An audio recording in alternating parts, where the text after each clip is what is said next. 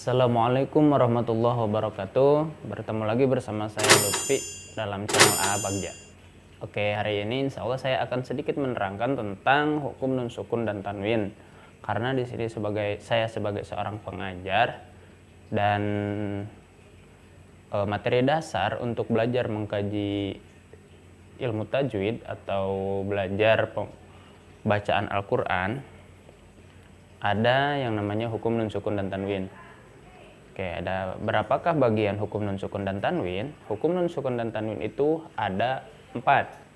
Yang pertama yaitu idhar, idgham, iqlab, dan ikhfa. Apa itu idhar? Idhar itu bacaan atau artinya jelas, yaitu bacaan ketika hukum nun sukun dan tanwin bertemu dengan huruf-huruf berikut, yaitu huruf idhar ada 6. Biasanya saya mengajarkan huruf susunannya yaitu hamzah, ain ha, ghin kha. Ulangi, hamzah, ain ha, ghin kha. Tuh. Idhar di sini disebut juga idhar halqi ya, karena hurufnya ada 6 dan itu semua keluar dari tenggorokan. Halqi itu artinya tenggorokan. Oke. Dan yang kedua itu ada idgham. Apa itu idgham? Idgham itu artinya memasukkan. Secara singkat artinya memasukkan. Dan idgham di sini terbagi 2, idgham bigunah dan idgham bila gunah. Huruf idgham, sebelum kita bagi, huruf idgham itu ada 6. Dikumpulkan dalam lafaz yarmaluna. Ya, ra, mim, lam, waw, dan nun. Ya, ra, lam, mim, waw, nun. Ada 6. Dan idgham ini terbagi 2, yaitu idgham biguna dan idgham bila guna. Idgham biguna hurufnya itu ada 4, yaitu ya, nun, mim, waw, atau biasa saya kumpulkan dalam lafaz yanmu, ya, nun, mim, waw. Dan idgham bila guna itu hurufnya ada 2, hurufnya yaitu ra dan lam. Kalau saya biar anak-anak itu nggak lupa, biasanya suka anak-anak suruh ingat aja sama lintasan kereta, yaitu rel. Rel itu ya huruf ro dan lam, dikumpulkan dalam rel lah, ro dan lam. Dan yang ketiga itu iqlab. Iqlab itu artinya menukarkan. Dan hurufnya ini paling sedikit, yaitu 1, yaitu ba. Ikhfa. Apa artinya ikhfa? Ikhfa itu artinya samar. Dan di sini huruf ikhfa itu paling banyak. Ada 15. Ta, sa, jim, da, za, za, sa, sha, so, do, to, zo, fa, ko, ka. Ada 15. Oke. Hukum nun sukun dan tanwin. Biasanya saya suka mengajarkan sambil bermain ya. Ini adalah sebuah permainan di mana kita belajar menemukan nun sukun dan tanwinnya aja dulu. Kita belajar menemukan nun sukun dan tanwinnya. Dan ketika kita sudah menemukan nun sukun dan tanwinnya, kita ingat di depannya ada huruf apa. Kalau misalkan di depannya ada huruf hamzah, maka kita ingat hamzah huruf apa? Huruf idhar, huruf idgham kah, huruf iqlab, atau huruf ikhfa. Oke, contoh misalkan man amana. Kita di sini lihat, di sini ada nun sukun. Lihat di depan nun sukun ada hamzah. Dan kita ingat hamzah itu huruf apa? Kita sebutin idhar tadi hurufnya apa? Hamzah, ain, ha, ghin, kha. Idgham yarmaluna, iqlab, ba, ikhfa 15 selain dari huruf idgham, idhar, dan iqlab. Oke, man amana. Nun sukun bertemu hamzah, wah udah ketahuan kalau misalkan kita udah hafal hurufnya, huruf hamzah itu huruf apa, maka kita mudah nanti prakteknya, yaitu hukumnya idhar. Idhar artinya jelas. Nah, oke, kita ulas. Banyak yang nggak tahu, atau misalkan banyak yang tahu cuman artinya doang. Idhar artinya jelas, idgham artinya memasukkan, iqlab menukarkan, ikhfa samar. Tapi banyak yang nanya ke saya, idhar itu bacanya gimana kalau Lutfi? Idgham itu bacanya gimana? Iqlab itu bacanya gimana? Samar itu gimana? Oke. Kita kembali ke temanya dulu, yaitu nun sukun dan tanwin. Karena yang dihukuminya itu yang kita bahas sekarang itu nun sukun dan tanwin, maka yang idhar atau yang jelas itu ada apanya? Yang jelas itu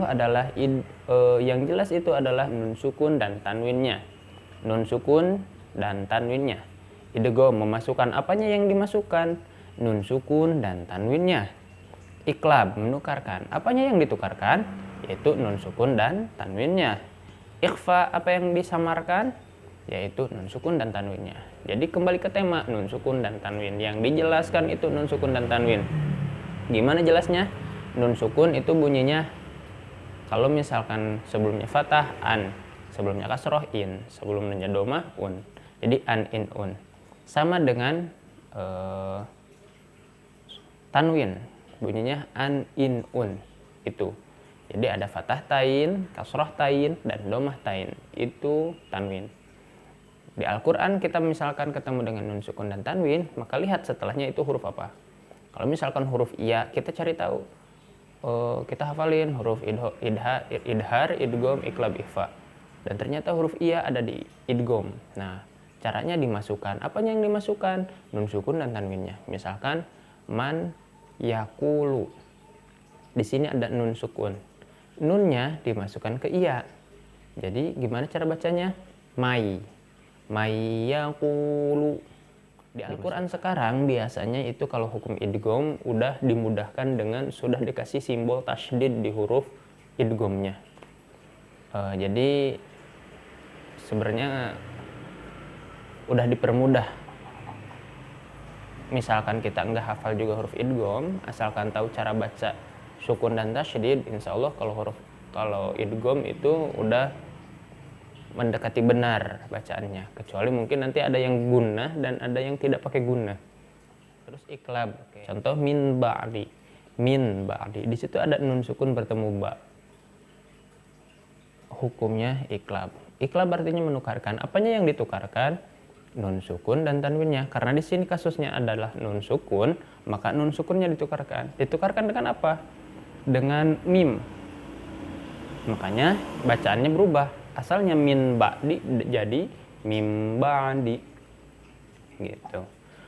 Contoh kasus lagi misalkan di ikhfa, nun sukun atau tanwin bertemu dengan huruf ikhfa. Contohnya min qablik. Nah, di sini ada nun sukun bertemu dengan ko. Ko itu salah satu dari huruf ikhfa. Ikhfa artinya samar. Apanya yang disamarkan? Nun sukunnya. Karena di sini kasusnya adalah nun sukun, maka nun sukunnya yang disamarkan. Gimana cara menyamarkannya? Si nunnya itu seperti mau diucapkan tapi tidak jadi, malah langsung ke huruf ko. Min qablik, tapi tidak sampai nutup ke eng ya. Biasanya di Indonesia itu kan ada huruf eng ya, eng, ngangingu. Ini tidak sampai ke ngangingu, cukup samar aja, nggak jelas mau nyebutin nun atau tanwinnya. Min qablik anta, nun sukun bertemu ta. Oke, cukup sekian penjelasan singkat dari saya.